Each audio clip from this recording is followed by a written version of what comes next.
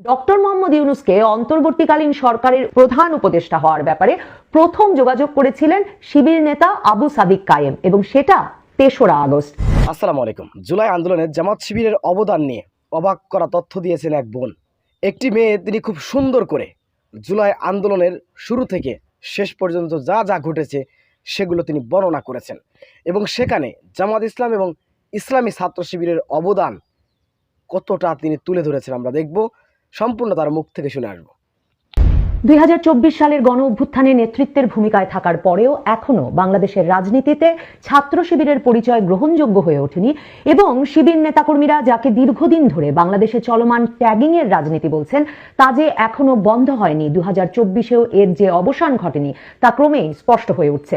সেই এরশাদ সরকারের পতনের পর মানে ৯০-এর গণ অভ্যুত্থানের পর থেকেই রাজনৈতিক ঐকমত্যের ভিত্তিতে বিশ্ববিদ্যালয়গুলোতে ছাত্র শিবিরের রাজনীতি একরকম নিষিদ্ধ হয়ে যায়। আর গত ১৫ বছরে ১৫.৫ বছরের বেশি সময় চলমান শেখ হাসিনার শাসনামলে শিবিরের রাজনীতি ছাত্র শিবির কোনো বিশ্ববিদ্যালয়ে প্রকাশ্যে দাঁড়াতেই পারেনি। এই অবস্থায় জুলাই আগস্টের আন্দোলনে সারা দেশে লোকবল দিয়ে এবং তাদের রাজনৈতিক প্রশিক্ষণ ও শৃঙ্খলার মধ্য দিয়ে যে সমন্বিত আন্দোলনের নেতৃত্ব তারা দিয়েছে তা শেষে বিশ্ববিদ্যালয়গুলোতে প্রকাশ্যে আসতে শুরু করে ছাত্র শিবির। ঢাকা বিশ্ববিদ্যালয়, চট্টগ্রাম বিশ্ববিদ্যালয় সহ সবগুলো পাবলিক বিশ্ববিদ্যালয়ে সমর্থন এবং জনশক্তি নিয়ে প্রকাশ্যে ছাত্র শিবির চলে এলেও ছাত্রদল সহ বাম সংগঠনগুলো এখনো তাদের সঙ্গে কোনো ফোরামে একসঙ্গে বসতে রাজি হচ্ছে না। অন্যদিকে বৈষম্য বিরোধী আন্দোলন যখন এখন রাজনৈতিক দল গঠন করতে যাচ্ছে তখন শিবির ট্যাগিং দিয়ে তারাও শিবির নেতাদের কোনো গুরুত্বপূর্ণ পদে বসতে দিতে রাজি হচ্ছে না। এমনকি শিবির নেতা আলী আহসান জুনায়েদ, যার ডাকে সারা বাংলাদেশে লাল প্রোফাইল পিকচার হয়েছিল বলে এখন ছাত্র শিবির জানাচ্ছে, সেই আলী আহসান জুনায়েদকে বৈষম্য বিরোধী ছাত্র নেতাদের গড়তে চাওয়া রাজনৈতিক দলের সদস্য সচিব করতে যাওয়ার ক্ষেত্রে বাধা দিচ্ছেন নাহিদ, আসিফ, মাহফুজের মতো উপদেষ্টারা। ডক্টর ইউনূস আন্দোলনের মাস্টার মাইন্ড হিসেবে বর্তমান উপদেষ্টা মাহফুজ আলমকে পরিচয় করিয়ে দেওয়ার পর তিনি ফেসবুক স্ট্যাটাস দিয়ে যদিও দাবি করেছিলেন যে জুলাই আগস্ট আন্দোলনের সব খসড়া তার নিজের হাতে লেখা, এখন শিবির নেতারা ফেসবুক পোস্ট দিয়ে যেসব ইতিহাস এবং ঘটনাক্রম বর্ণনা করছেন তাতে স্পষ্ট হয়ে উঠছে যে ৫ই আগস্ট রাতে যে ভিডিও বার্তা দিয়ে নাহিদ ইসলাম ডক্টর ইউনূসকে অন্তর্বর্তীকালীন সরকারের প্রধান উপদেষ্টা করে সরকার গঠনের ডাক দিয়েছিলেন, কিংবা ৬ই আগস্ট সকালে যেখানে তিনি সংসদ ভেঙে দিতে আলটিমেটাম দিয়েছিলেন রাষ্ট্রপতিকে, এই খসড়াগুলো তৈরি করেছিলেন শিবির নেতা আলী আহসান জুনায়েদ। এবং শিবির নেতারা লিখছেন এমনকি ফোনে সেই ভিডিও বার্তা ধারণও করেছিলেন আরেক শিবির নেতা রাফে সালমান রিফাত। শিবির নেতাদের ভাষ্যে, ছাত্র শিবিরের ভাষ্যে, ওই ভিডিও দুটিকে তারা জুলাই গণ অভ্যুত্থানের পরে সরকার গঠন ও রাষ্ট্র ব্যবস্থার রূপরেখা তৈরির এবং ছাত্রদের প্রস্তাবে ঐতিহাসিক দলিল বলে চিহ্নিত করছে। শুধু তাই নয়, জাতীয় নাগরিক কমিটির সহমুখপাত্র এবং শিবির নেতা আরেফিন মোহাম্মদ হিজবুল্লাহ তার ফেসবুক পোস্টে আরেকটি গুরুত্বপূর্ণ তথ্য দিয়েছেন। সেটি হচ্ছে ডক্টর মোহাম্মদ ইউনূসকে অন্তর্বর্তীকালীন সরকারের প্রধান উপদেষ্টা হওয়ার ব্যাপারে প্রথম যোগাযোগ করেছিলেন শিবির নেতা আবু সাদিক কায়েম এবং সেটা ৩রা আগস্ট। তার মানে ডক্টর ইউনূস যে দেশি বিদেশি মিডিয়াকে বলে আসছিলেন ৫ই আগস্ট সরকার পতনের পর, শেখ হাসিনা ভারতে চলে যাওয়ার পর হাসপাতালে শুয়ে থাকা অবস্থায় হঠাৎ ছাত্রদের ফোন গিয়েছিল তার কাছে প্রধান উপদেষ্টা হওয়ার প্রস্তাব নিয়ে, যাদের কাউকে তিনি চিনতেন না এবং জানতেন না তাদের সম্পর্কে, সেই গল্পটির পেছনেও ছাত্র শিবিরের আন্দোলনকে এবং পরবর্তীতে সরকার গঠনের যে রূপরেখা দেওয়া এবং অন্তর্বর্তীকালীন সরকার গঠনে তাদের যে অবদান এবং প্রধান হিসেবে ডক্টর ইউনূসকে পছন্দের পেছনে শিবিরের যে কাজ তাকে কৃতিত্ব না দেওয়ার একটা ঝোঁক ডক্টর ইউনূসেরও ছিল।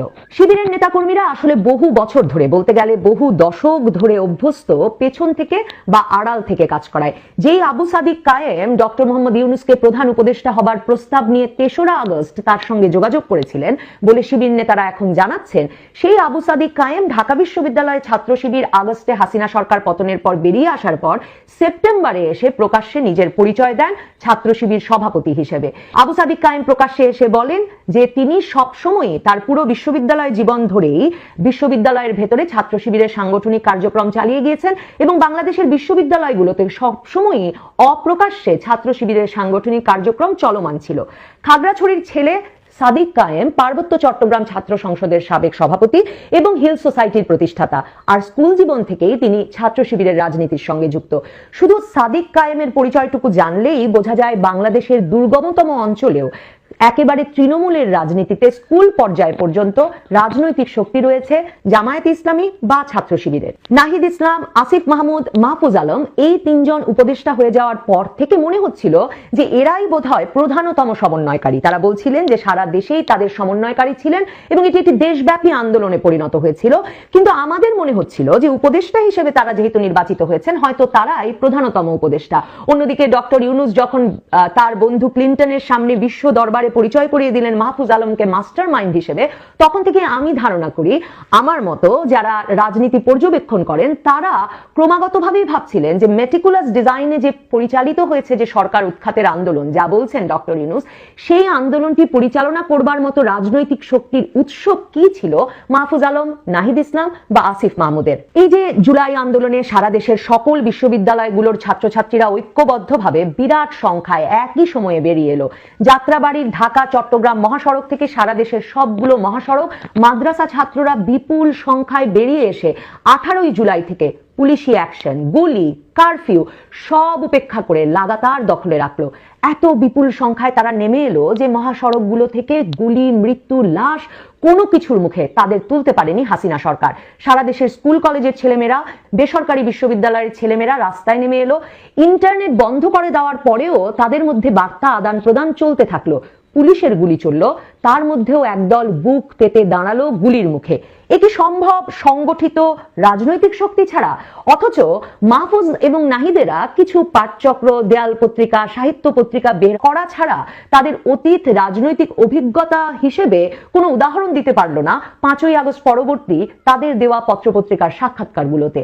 এখন শিবির নেতাদের ফেসবুক পোস্ট থেকে বোঝা যাচ্ছে, পরিষ্কার হচ্ছে যে তারা পেছনে থেকে সামনের মুখ হিসেবে আসিফ, নাহিদ, মাহফুজদের নির্বাচন করেছিলেন। এমনকি 5ই আগস্ট রাতে, যাকে তারা 36শে জুলাই হিসেবে অভিহিত করেন, সে রাতেও নাহিদ, আসিফ, মাহফুজ ছিলেন শিবির নেতাদের সঙ্গে এক বাড়িতেই। আসলে কোটা মুক্তি তো নয়, জুলাই আগস্টের এই আন্দোলন জামায়াত শিবিরের রাজনীতির দশকের পর দশক ধরে নেওয়া সাংগঠনিক প্রস্তুতির একটা চূড়ান্ত পরিণতি বলা যেতে পারে। যেই হাসিনা সরকার তাদের শীর্ষ নেতাদের যুদ্ধাপরাধের বিচার করেছে, 1971 সালের গণহত্যার জন্য তাদের দায়ী করেছে, মুক্তিযুদ্ধ নিয়ে বারবার বিব্রত করেছে, ট্যাগিং দিয়ে রাজাকার বলে একঘরে করে রেখেছে, আসলে জুলাই আগস্টের আন্দোলন শুরু থেকেই ছাত্র শিবিরের জন্য, জামায়াতে ইসলামীর জন্য ছিল আওয়ামী লীগের রাজনীতির পতন ঘটানোর এবং পাল্টা গণহত্যা, বিপ্লব এবং যুদ্ধাপরাধের ন্যারেটিভ তৈরির আন্দোলন। এই আন্দোলন 1971-এর বিপরীতে 2024-এর ন্যারেটিভ তৈরির এবং বাংলাদেশের সারা জীবনের মতো 1971 নিয়ে গৌরব এবং জামায়াত শিবিরকে নাস্তানবোধ করার রাজনীতির অবসানের আন্দোলন ছিল। আওয়ামী লীগ, বিএনপির মতো রাজনৈতিক দলগুলো কখনো জামায়াত শিবিরকে প্রয়োজনে ব্যবহার করেছে রাজনৈতিকভাবে, কখনো সবচেয়ে দূরে ঠেলে দিয়েছে, আবার কখনো এমনকি পাশে বসতেও রাজি হয়নি। জুলাই আগস্ট আন্দোলনের বিজয়ের কৃতিত্ব বা ওই আন্দোলনের কৌশল নির্ধারণের জন্য সাধুবাদ, কিংবা সারা দেশে মহাসড়কে মাদ্রাসা ছাত্রদের মৃত্যুকে তুচ্ছ করে অবস্থান থেকে স্কুল, কলেজ, বিশ্ববিদ্যালয় ক্যাম্পাসগুলো উত্তাল করে তুলতে তাদের সুদীর্ঘ রাজনৈতিক প্রশিক্ষণের মাধ্যমে গড়ে তোলা সাংগঠনিক শক্তিকে অস্বীকার করে এ দফায় সম্ভবত আর কারো ঘরে ক্ষমতা আর বিজয়ের ফসল তুলে দিতে দেবেন না জামায়াত শিবিরের কর্মীরা। শিবিরকে নেতৃত্বের কৃতিত্ব না দিয়ে গণ অভ্যুত্থান পরবর্তী বাস্তবতার লাভটুকু এখনো হয়তো নাহিদ, আসিফ, মাহফুজ, ডক্টর ইউনূস আর তার বাকি উপদেষ্টা পরিষদ উপভোগ করছেন। তবে এবার জুলাই অভ্যুত্থানের পরেও যথাযথ পদ আর কৃতিত্ব না পেলে আর তা মেনে নিলে হয়তো ছাত্র শিবিরকে এবং তারই ধারাবাহিকতায় জামায়াতে ইসলামীকেও অতীতের মতোই আবারও পেছনে থেকে রাজনৈতিক কৌশল আর জনশক্তি বা লোক সরবরাহ করে যেতে হবে। বিশ্ববিদ্যালয় ছাত্র সংসদ কিংবা সংসদের শীর্ষ পদে প্রকাশ্যে যাওয়া বোধহয় আর। সুপ্রদর্শক, এই বোনটির বক্তব্যটি শুনলে বোঝা যাচ্ছে ইসলামী ছাত্র শিবির এবং জামাত ইসলাম কিভাবে এই আন্দোলনকে আঞ্জাম দিয়েছে, এই আন্দোলনকে পরিচালনা করেছে। বিষয়টা আপনারা কীভাবে দেখছেন অবশ্যই আপনাদের মূল্যবান মন্তব্য কমেন্ট বক্সে জানাবেন। সবসময় সত্য নির্ভেদ তথ্য পেতে স্বাধীন Bangla TV YouTube channel subscribe করে আমাদের সাথে থাকুন। আসসালামু আলাইকুম রহমতুল্লাহি ওয়া বারাকাতুহু।